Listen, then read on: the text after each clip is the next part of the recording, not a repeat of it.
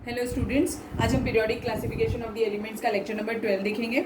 अब इसमें मैं आपको एक चीज़ बताऊंगी। इलेक्ट्रॉनिक कॉन्फ़िगरेशन लिखना आपको मैंने सिखाया था, याद होगा आपको। तब मैं जब आपको ट्रेंड्स बताती थी, एटॉमिक रेडियस हो गया, आयनाइजेशन पोटेंशियल या इलेक्ट्रॉन गेन एंथैल्पी की, तब हमेशा एक चीज़ बोलती थी कि हाफ फील्ड और फुल फील्ड ऑर्बिटल्स जो होते हैं वो एक्स्ट्रा स्टेबिलिटी होती है उनमें, वो स्टेबल होते हैं। तो आज वो हम पढ़ेंगे कि वो क्यों स्टेबल होते हैं।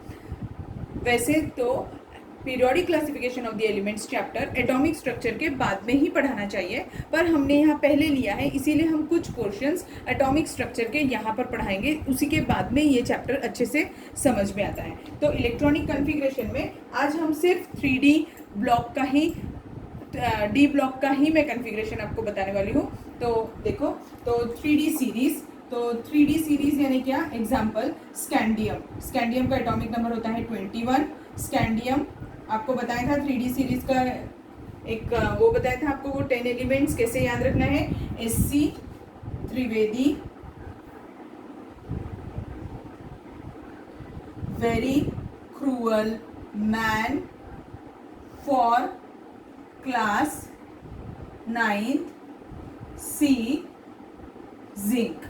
एटॉमिक नंबर 21 से लेकर 30 तक का हमने ये कॉन्फ़िगरेशन लिखा हुआ है। अभी हम इनका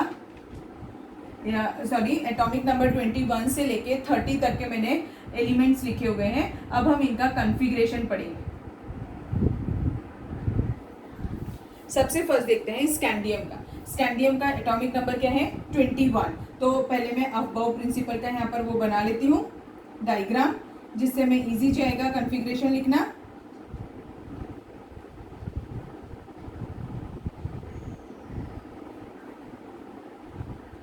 याद होगा, हमने ये पढ़ा है पहले भी।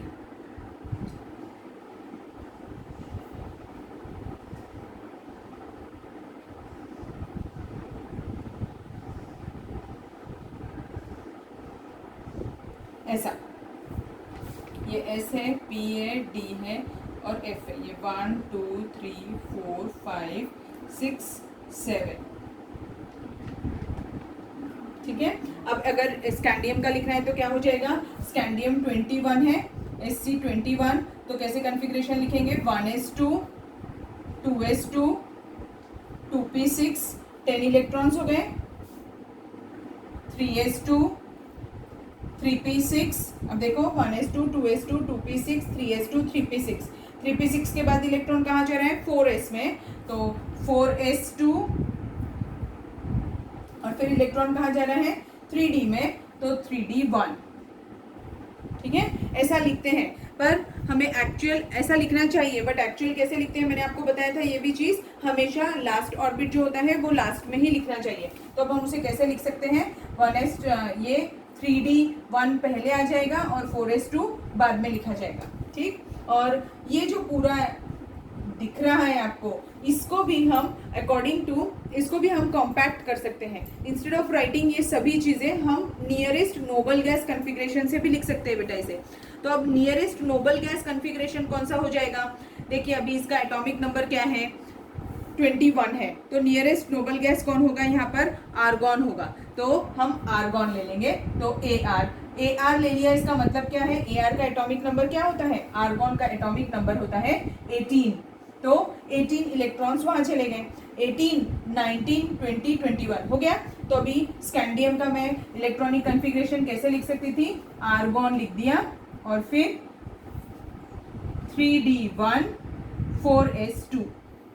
समझा आपको कैसे लिखा मैंने इलेक्ट्रॉनिक कॉन्फ़िगरेशन?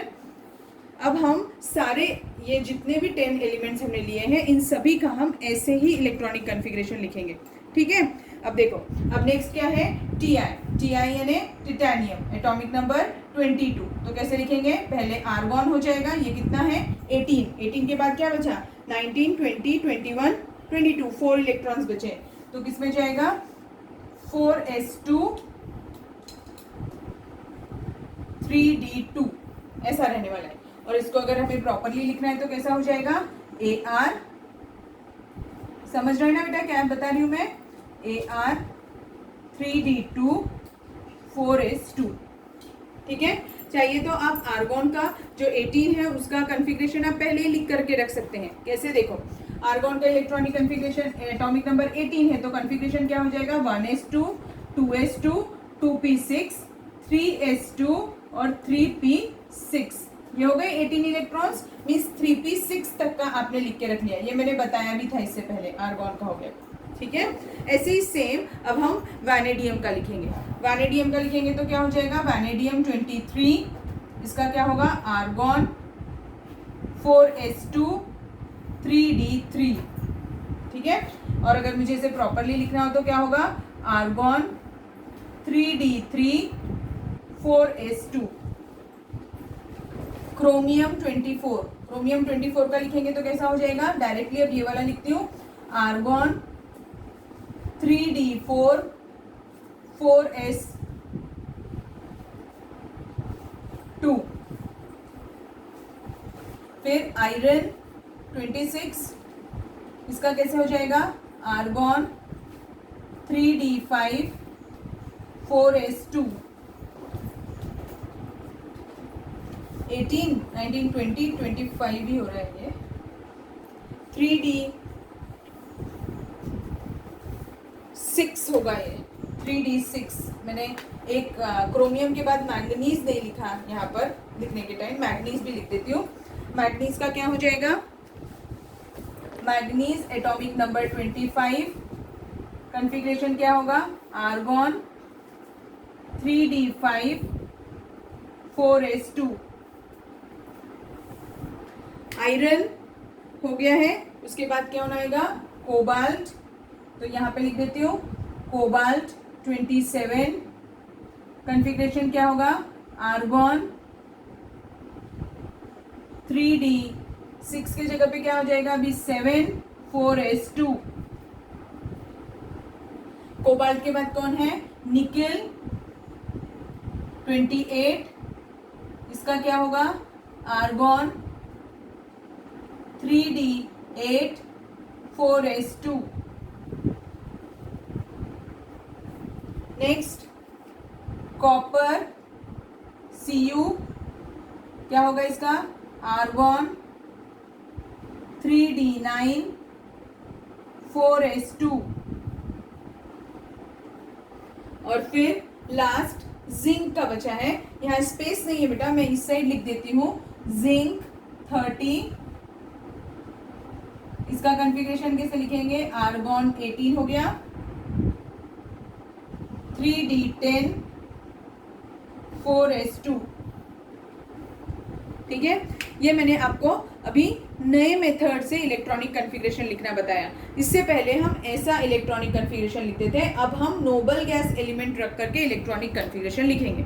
ठीक है, अब यहीं पर एक और चीज़ बता देती हूँ, दो एलिमेंट्स ऐसे हैं हमारे पीरियोडिक टेबल में जो एक्सेप्शनल इलेक्ट्रॉनिक कॉन्फ़िगरेशन शो करते हैं। एक्सेप्शनल यानी क्या, जैसा हमने सोचा है वैसा नहीं रहता है और उससे डिफरेंट रहता है। यानी वो एग्जाम्पल कौन है, एक है क्रोमियम और दूसरा है कॉपर।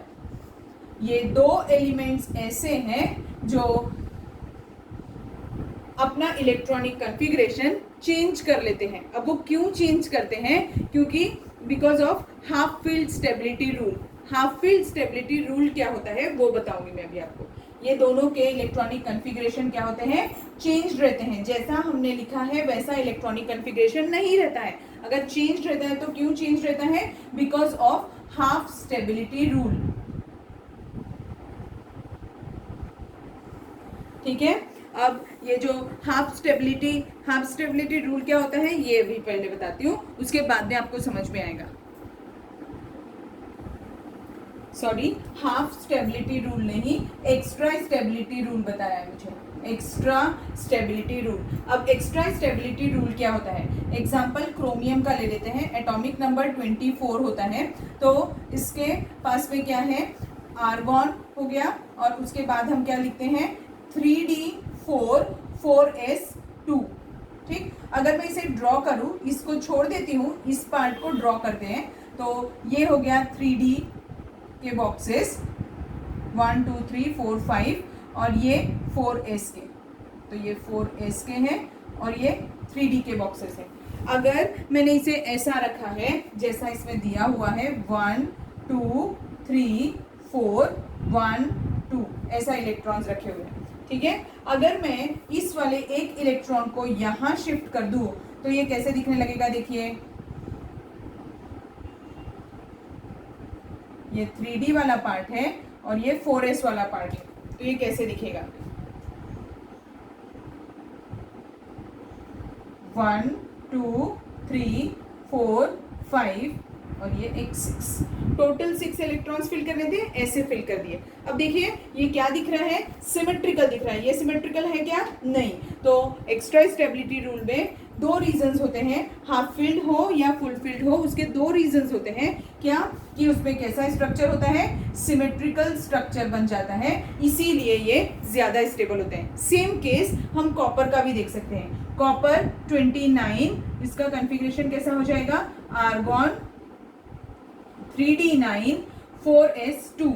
तो अगर इसको मैं ड्रॉ करूं तो कैसे दिखेगा, ये 3d है और ये वाला 4s है। तो अगर इसको ड्रॉ करेंगे तो कैसा दिखेगा, देखिए इसमें 1 2 3 इलेक्ट्रॉन को हम सिंगल हेडेड एरो से भी बता सकते हैं, डबल हेडेड एरो से भी बता सकते हैं। 1 2 3 4 5 6 7 8 9 और ये 2 इलेक्ट्रॉन्स, ठीक है। अभी ये सिमेट्रिकल है क्या, नहीं है। अगर मैं एक इलेक्ट्रॉन को यहाँ शिफ्ट कर दूं तो क्या हो जाएगा, जो 3d है वो कंप्लीटली फिल्ड हो जाएगा और 4s जो है वो हाफ फिल्ड होगा। तो फिर से ये कैसा स्ट्रक्चर दिखेगा, ये सिमेट्रिकल अरेंजमेंट हो जाएगी। तो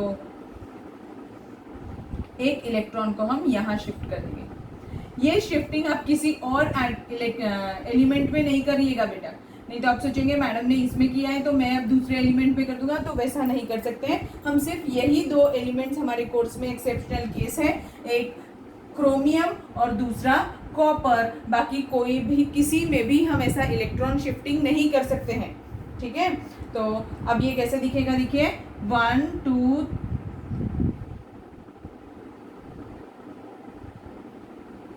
3 4 5 6 7 8 9 10 11 ऐसे। तो 3d 10 हो जाएगा और 4s 1 हो जाएगा। यहाँ पर 3d 5 हो गया और 4s 1 हो गया। ये दोनों ही हाफ फिल्ड है, इसीलिए ये सिमेट्रिकल अरेंजमेंट है। इसमें एक फुल फिल्ड है और ये हाफ फिल्ड है, इसीलिए ये सिमेट्रिकल अरेंजमेंट है। मींस इनकी शिफ्टिंग करने से इसमें क्या हो जाती है, सिमेट्रिकल अरेंजमेंट हो जाती है, इसीलिए ये स्टेबल होते हैं। एक तो ये हो गया। दूसरा एक और रीजन होता है, वो है एक्सचेंज एनर्जी। अब एक्सचेंज एनर्जी क्या होती है वो आपको बताती हूँ।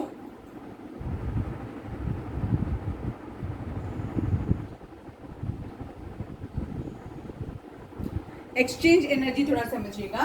क्रोमियम के केस में बता रही हूँ, ये 3d है और ये इसका 4s है। अब एक्सचेंज एनर्जी क्या हो सकती है कि ये जो इलेक्ट्रॉन है ये अपने आप को ये इलेक्ट्रॉन से एक्सचेंज कर सकता है। पर एक चीज ध्यान रखिएगा कि वो एक्सचेंज बैक साइड जाके नहीं कर सकता है, सिर्फ फ्रंट साइड में जाकर एक्सचेंज कर सकता है। तो ये वाला जो इलेक्ट्रॉन है ये कहाँ कहाँ एक्सचेंज कर सकता है, यहाँ यहाँ यहाँ। मीन्स कितनी पॉसिबल पोजीशंस है फर्स्ट वाले इलेक्ट्रॉन को एक्सचेंज करने के लिए, 3 पॉसिबल पोजीशंस है, ठीक है। तो जो फर्स्ट इलेक्ट्रॉन है वो कितनी पॉसिबल एनर्जीज एक्सचेंज कर सकता है, 3 जगह पर एक्सचेंज कर सकता है। अगर मैं सेकेंड इलेक्ट्रॉन की केस देखूं तो सेकेंड इलेक्ट्रॉन देखिए अब कहाँ कहाँ एक्सचेंज कर सकता है। सेकेंड इलेक्ट्रॉन ये वाला है, ये कहाँ पर एक्सचेंज कर सकता है, यहाँ एक्सचेंज कर सकता है और यहाँ एक्सचेंज कर सकता है। वो पीछे नहीं जा सकता, अभी बताया मैंने। तो ये 2 जगह एक्सचेंज कर सकता है। तो सेकेंड वाले इलेक्ट्रॉन के लिए कितना एक्सचेंज है, 2।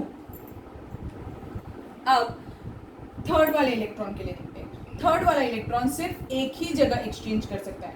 तो थर्ड इलेक्ट्रॉन के लिए क्या पोजीशन है, कितनी जगह है एक्सचेंज करने के लिए, 1। टोटल कितना है ये काउंट कर लीजिए, 5 6 इसकी एक्सचेंज एनर्जी हो गई, ठीक। अगर मैंने वो वाला कॉन्फ़िगरेशन लिया जो मैंने चेंज किया था, यानी इलेक्ट्रॉन को एक यहाँ शिफ्ट किया था, तब जो कॉन्फ़िगरेशन था उस केस में कितनी एक्सचेंज एनर्जी होती है वो देखेंगे अब हम, ठीक है। अब इसको मैं बना देती हूँ 3d5 और इसको बना देती हूँ 4s।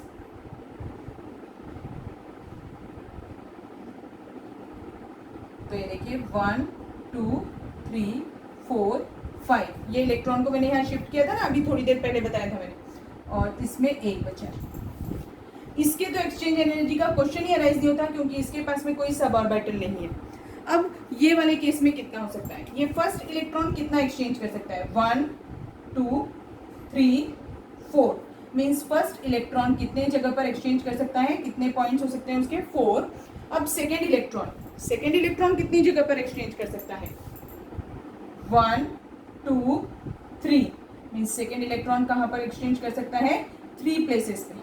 और third electron 1 2, third electron 2 places पे। और फोर्थ इलेक्ट्रॉन 1 प्लेस पे, तो फोर्थ इलेक्ट्रॉन 1 प्लेस पे।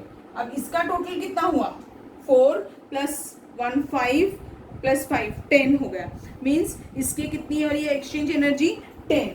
तो जिसका ज्यादा नंबर होगा वो उतना ज्यादा स्टेबल होगा, ठीक है। Greater is the exchange, more is the stability, ऐसा पॉइंट रहता है। Greater is the exchange, more is the stability. तो ये यहाँ पर एक्सचेंज ज्यादा हो रहा है, इसीलिए इसकी एनर्जी ज्यादा है और इसकी स्टेबिलिटी भी ज्यादा है। समझ में आया। तो ये दो चीजें हमारी रह गई थी, क्रोमियम और कॉपर की, इसीलिए आपको ये चीज बता दी। ठीक, अब नेक्स्ट जो हमें पढ़ना है वो है general electronic configuration. General electronic configuration कैसे लिखते हैं, देखिए जनरल इलेक्ट्रॉनिक कॉन्फ़िगरेशन किसका लिखने वाले हैं, एस का, पी का, डी का और एफ ब्लॉक एलिमेंट्स का, ठीक है। अब पहले मैं आपको एक एग्जांपल देती हूँ, उसके बाद में आपको समझ में आएगा। जैसे एस ब्लॉक में कितने ग्रुप्स होते हैं, 2 ग्रुप होते हैं, एक फर्स्ट ग्रुप होता है और एक सेकेंड ग्रुप होता है। तो अभी फर्स्ट ग्रुप के एलिमेंट्स कौन है, lithium, sodium, potassium, rubidium, caesium और फ्रांसीशियम, ये सारे फर्स्ट ग्रुप के एलिमेंट्स हैं। अब अगर इनका इलेक्ट्रॉनिक कॉन्फ़िगरेशन लिखूं तो क्या हो जाएगा इसका, देखो इसका एटॉमिक नंबर होता है 3, तो 1s2 2s1, इसका क्या होता है 3s1 आता है। इसके इसमें क्या आता है 11 एटॉमिक नंबर है ना, नियॉन 10 और 3s1। पोटेशियम का अगर करेंगे तो क्या हो जाएगा 4s1, इसका करेंगे रुबीडियम का तो 5s1, सीजियम का 6s1 और फ्रांसीशियम का 7s1। देखो लास्ट शेल में ही जा रहे हैं सारे इलेक्ट्रॉन्स और सभी के पास में सिंगल है, इसीलिए लास्ट शेल को हम एक और चीज से रिप्रेजेंट कर सकते हैं, वो है स्मॉल n। किससे रिप्रेजेंट कर सकते हैं लास्ट शेल को, लास्ट शेल को हम स्मॉल n से रिप्रेजेंट कर सकते हैं, स्मॉल n। तो अभी इन सब का अगर मुझे जनरल रिप्रेजेंटेशन लिखना है तो क्या हो जाएगा, इस फर्स्ट ग्रुप का जो जनरल इलेक्ट्रॉनिक कॉन्फ़िगरेशन है वो क्या हो जाएगा ns1, ठीक है। समझा कैसे लिखा मैंने, तो इसका ये जनरल इलेक्ट्रॉनिक कॉन्फ़िगरेशन हो गया। ग्रुप 1 का जनरल इलेक्ट्रॉनिक कॉन्फ़िगरेशन क्या हो गया ns1। अगर ग्रुप 2 का लिखना है, ग्रुप 2 में कौन कौन से एलिमेंट्स होते हैं, देखो ग्रुप 2 में कौन होता है, beryllium, magnesium, calcium, strontium, barium और रेडियम। एटॉमिक नंबर 4 12 20, बाकी के याद रखने की कोई ज़रूरत नहीं है, इतना भी याद रहा तो चलता। अब इसका अगर कॉन्फ़िगरेशन लिखो तो क्या हो जाएगा 1s2 2s2। अब ये 12 है इसीलिए नियॉन आएगा, क्योंकि नियॉन नियरेस्ट नोबल गैस है और उसका एटॉमिक नंबर कितना होता है 10। तो अभी क्या बचा 3s2।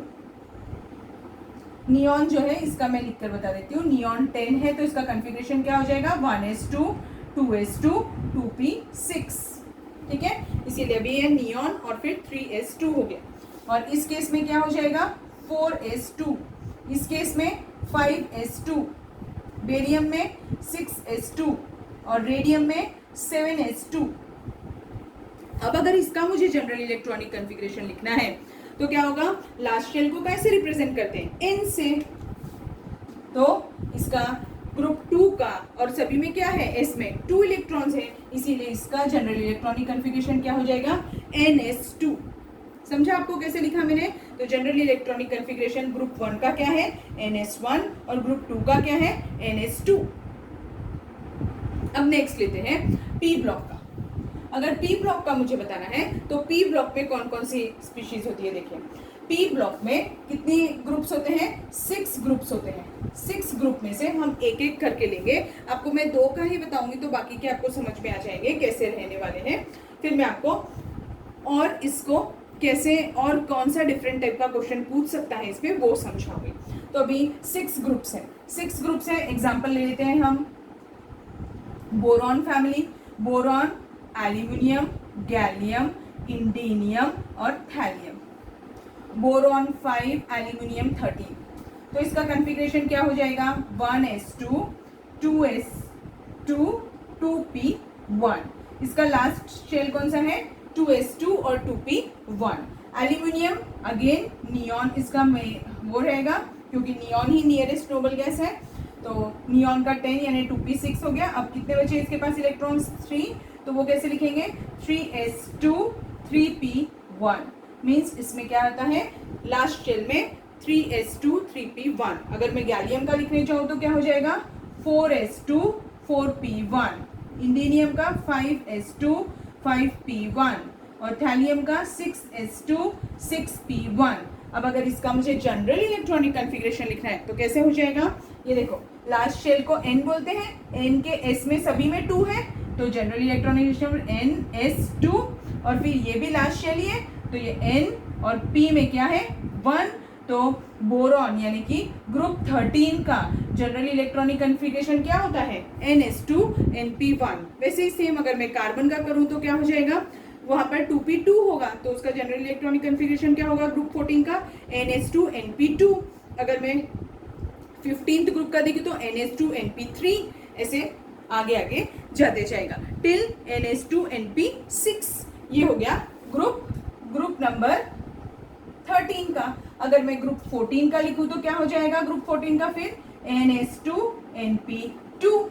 अगर ग्रुप 15 का लिखे तो NS2, NP3। Group 16 NS2, NP4 और ग्रुप 17 NS2, NP5 और ग्रुप 18 यानी कि noble gas elements NS2, NP6। ठीक है, समझ में आया कैसे लिखते हैं जनरल इलेक्ट्रॉनिक कन्फिग्रेशन। तो मैंने आपको S ब्लॉक और P ब्लॉक का बता दिया। अब मैं आपको D और F का डायरेक्टली ही बताऊंगी। अब हमें क्या है, ऐसा क्वेश्चन करता है कि write down the general electronic configuration for S block element, यानी instead of giving the period, वो instead of giving the group they will ask you about the complete block. Complete block पे भी question पूछता है। मैंने group wise अभी electronic configuration आपको बताया।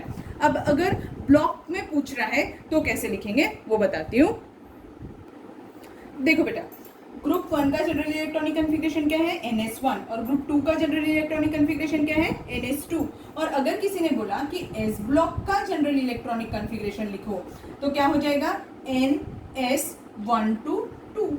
ये हो जाएगा इसका जनरल इलेक्ट्रॉनिक कन्फिग्रेशन। समझ में आ गया कैसे लिखा मैंने, NS122, क्योंकि 1 भी इलेक्ट्रॉन हो सकता है और 2 भी इलेक्ट्रॉन हो सकता है। सेम वैसे ही अगर मुझे P ब्लॉक का लिखने के लिए बताया तो कैसे हो जाएगा, P ब्लॉक के लिए कन्फिग्रेशन कैसा हो जाएगा, NS2 ही रहने वाला है हमेशा उसमें, और NP126।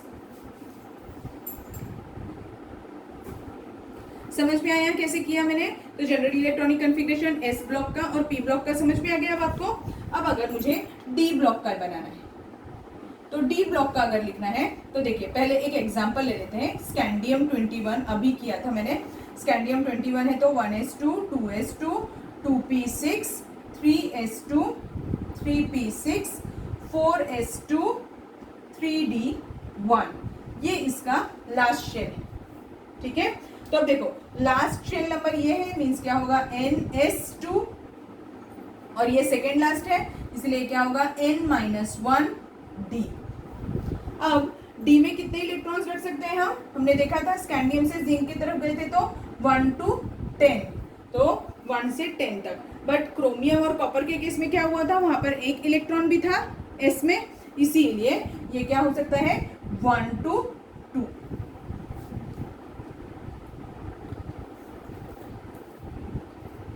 Not 1 to 2, it will be 0 to 2, ठीक है। 0 से 2 भी हो सकता है, वो कुछ एलिमेंट्स हैं जिसमें NS0 भी होता है, इसीलिए वो लिया। तो आपको डी ब्लॉक का ऐसा रहेगा। और अगर एफ ब्लॉक का लिखना है तो कैसा हो जाएगा, एफ ब्लॉक के केस में एफ ऑर्बिटल तो और पहले आता है, तो एफ ब्लॉक के केस में अगर एफ ऑर्बिटल आएगा तो एफ ऑर्बिटल क्या होगा n-2, वो सेकेंड लास्ट यानी थर्ड लास्ट शेल में एफ आने वाला है, तो n-2 एफ, n-1 डी और ns ऐसा रहेगा। अब बस हमें इनके ऊपर इलेक्ट्रॉन्स कितने रहेंगे वो लिखने हैं। एफ में कितने इलेक्ट्रॉन्स होते हैं, टोटल 14 इलेक्ट्रॉन्स होते हैं, इसीलिए इसका कॉन्फ़िगरेशन कहाँ से कहाँ तक रहेगा 0 to 14। और डी में कितने इलेक्ट्रॉन्स हो सकते हैं इसमें, इस केस में डी में इलेक्ट्रॉन्स होते हैं 0 to 1 होते हैं, इसीलिए सिर्फ 0 to 1 लिखेंगे। और एन-एस में 2 होते हैं, ठीक है। तो आपको डी ब्लॉक और एफ ब्लॉक का याद करना पड़ेगा, बट हो जाएगा आपको याद, इजी है। अगर आपको एस और पी ब्लॉक समझ में आ गया है तो आपको डी और एफ ब्लॉक भी आ जाएगा। जब हम डी ब्लॉक डिटेल में पढ़ेंगे और एफ ब्लॉक पढ़ेंगे तब आपको ये कॉन्फ़िगरेशन ऐसे क्यों लिखे मैंने वो भी समझ में आएंगे। अभी यहाँ तक तो आपको समझ में आ गया ये कैसा किया मैंने, ये समझा आपको। फिर ये बहुत इंपॉर्टेंट है, ध्यान से करिएगा और प्रैक्टिस नहीं करेंगे तो नहीं आएगा, ठीक है। इस पर क्वेश्चन पूछता है। और एक और चीज़ बतानी थी, लास्ट पॉइंट है ये, फिर ये चैप्टर हमारा ख़त्म हो जाएगा। तो वो लास्ट पॉइंट ऐसा है कि अगर किसी भी कंपाउंड का मुझे मॉलिक्यूलर फॉर्मूला लिखना है, किसी भी कंपाउंड का, जैसे HCl अगर मैं लिखती हूँ मॉलिक्यूलर कंपाउंड, लास्ट 2 मिनट्स, अब पूछना है हमें बताना है how to predict the formula of any compound. तो उसके लिए ऑक्सीडेशन नंबर हमें आना चाहिए। तो आपने रेडॉक्स रिएक्शन चैप्टर पढ़ लिया है, इसीलिए आपको ऑक्सीडेशन नंबर लिखना आता है। सपोज करिए कि ऐसा क्वेश्चन पूछ लिया कि लिथियम और ऑक्सीजन, इसका फॉर्मूला क्या होगा, अगर दोनों कंबाइन करेंगे तो फॉर्मूला क्या होगा। तो देखिए लिथियम का ऑक्सीडेशन स्टेट क्या होता है, इसका ऑक्सीडेशन नंबर क्या है +1, और ऑक्सीजन का क्या है, ऑक्सीजन का ऑक्सीडेशन स्टेट क्या होता है, आपने पढ़ा है रूल्स में रेडॉक्स रिएक्शन के, कि जब भी हमें ऑक्सीडेशन नंबर फाइंड आउट करना होता है तो कुछ रूल्स याद करने पड़ते हैं। तो ग्रुप 1 के सारे एलिमेंट्स का ऑक्सीडेशन स्टेट क्या होता है +1, और ऑक्सीजन का ऑक्सीडेशन स्टेट क्या होता है -2। तो इसका कितना होता है +1 और इसका कितना होता है -2। तो अभी हम लिखते कैसे हैं इसका फॉर्मूला लिखने के टाइम पे चार्जेस नहीं लिखने पड़ते हैं, बट उनके जो ऑक्सीडेशन स्टेट है उनको क्रॉस में लिखना पड़ता है। यानी अगर मैं लिथियम ऑक्सीजन लिखूं तो ऑक्सीजन का ऑक्सीडेशन नंबर क्या है -2 और इसका क्या है +1, तो एक्सचेंज कर देंगे, इसका यहाँ लिखेंगे और इसका यहाँ लिखेंगे। तो नाम क्या हो जाएगा फॉर्मूले का Li2O, क्योंकि चार्ज तो हमें लिखना नहीं होता है, तो नाम क्या कैसे लिखेंगे फॉर्मूला Li2O। अगर सपोज करिए अभी मुझे मैग्नीशियम और ऑक्सीजन का लिखना है तो मैग्नीशियम का ऑक्सीडेशन स्टेट क्या होता है +2 और ऑक्सीजन का कितना होता है -2। तो हम कैसे करेंगे, इसका इसके बेस में जाएगा और इसका इसके बेस में, दोनों पे तो 2 ही है और 2 डिवाइडेड बाई 2 तो सेम ही हो जाएगा, 1 हो जाएगा। इसीलिए इसका जब मुझे मॉलिक्यूलर फॉर्मूला लिखना होगा तो कितना हो जाएगा, कैसा हो जाएगा MgO। अगर सपोज कर लीजिए मुझे एल्यूमिनियम का लिखना है, एल्यूमिनियम और ऑक्सीजन, तो एल्यूमिनियम का कितना होता है ऑक्सीडेशन स्टेट +3 और ऑक्सीजन का कितना होता है -2। तो इसका इसके बेस में चले जाएगा और इसका इसके बेस में, तो कैसा हो जाएगा, एल्यूमिनियम के नीचे क्या आ जाएगा 2 और ऑक्सीजन के नीचे क्या आ जाएगा 3। तो इसका क्या हो गया Al2O3। समझा कैसे किया मैंने।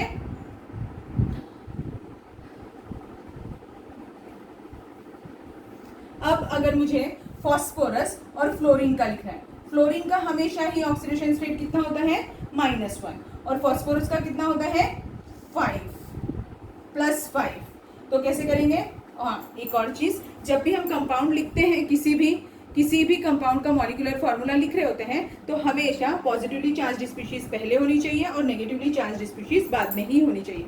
तो अगर PF का लिखना होगा तो क्या हो जाएगा, ये ऐसे क्रॉस हो जाएगा, तो क्या हो जाएगा P के नीचे 1 आ जाएगा और F के नीचे 5 आ जाएगा। 1 लिखने की तो कोई ज़रूरत नहीं है, तो इसका मॉलिक्यूलर फॉर्मूला क्या हो गया PF5। समझा आपको? तो ये सब छोटे छोटे पॉइंट्स थे। ये चैप्टर कंक्लूड करने के लिए इम्पॉर्टेंट था। इस पे बेस्ड क्वेश्चंस दिखते हैं, क्योंकि फिर हमें ऐसा लगता है कि हमने नहीं पढ़ा ये, तो मैंने आपको ये पढ़ा दिया। एक्चुअली ये सब चीज़ें आपको एटॉमिक स्ट्रक्चर और रेडॉक्स रिएक्शन चैप्टर में ही पढ़ा दी गई होगी, फिर भी मैंने रिवाइज करवा दिया है। ठीक है, चलिए आज के लिए सिर्फ इतना ही। Thank you. और ध्यान से वीडियो को देखिए और प्रैक्टिस करिए। अगर कुछ डाउट है तो आप पूछ सकते हैं।